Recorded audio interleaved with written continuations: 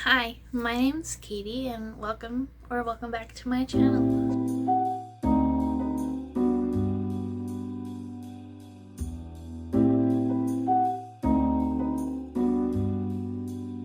There are books that stay with you, and then there are books that haunt you.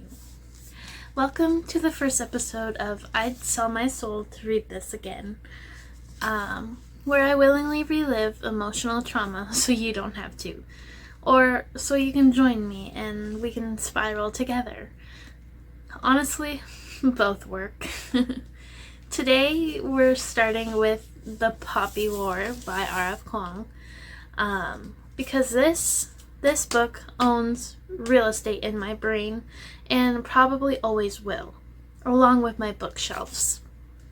I read this back in high school thinking I was picking up a cool fantasy with a sharp-tongued heroine and maybe some academic vibes.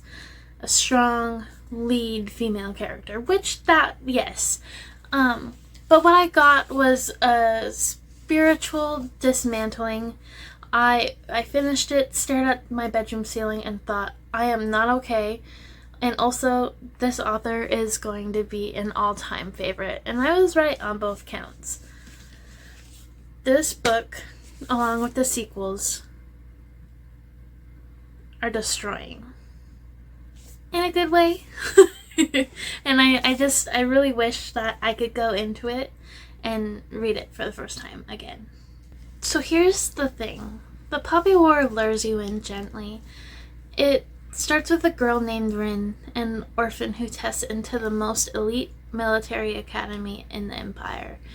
It's giving underdog, it's giving Katniss energy. She's angry, brilliant, underestimated, and you want to root for her. But Kuang doesn't write stories that go where you expect. You think you're getting a Chosen One arc? Think again. You think you're about to witness some righteous heroism? Absolutely not. What you're really getting is the anatomy of power, trauma, and war, and how it destroys people. Especially the people you thought were safe, like Rin. And the people she meets along the line. And let's just say Neza, we'll put him in. Ugh. I read The Dragon Republic and I'm still not over it. I'm not. That's probably coming up later on in this series. This book is unflinching. It deals with addiction, violence, identity, and grief. It has scenes I still think about randomly and feel like someone punched me in the gut. And reading this as a teenager in high school, I don't know how she did it. I remember flying through it, and there were moments in this book that just changed the entire tone of the story in a single sentence. You turn the page and you're not the same person anymore. Chapter 21, if you know, you know. If you don't, go in prepared. That chapter rewired my brain chemistry. Because nothing compares to the first time. That gasp when you realize what Rin is capable of. That ache in your chest when she loses everything.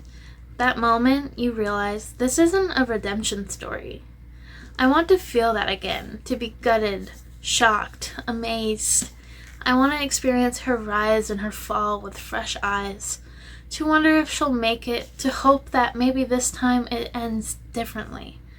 This book is so bold, so brutal, so brilliant, yet so cruel to Rin, and reading it for the first time was like falling off of a cliff. I'd give almost anything to do it again.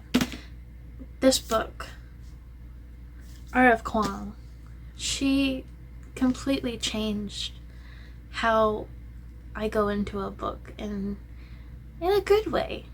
So yeah, my soul is officially on the table. If anyone has a time machine, a memory wiping spell, or some shady deal with a trickster god, hit me up. Until then, I'll just be here, emotionally rereading. Tell me in the comments, what would you sell your soul to read again for the first time? I need to know which books shattered your spirit in the best way. Make sure you subscribe if you enjoy pain. Emotional damage is kind of my brand now. Episode 2 is coming soon, and spoiler alert, it's not getting any lighter. Thanks for watching.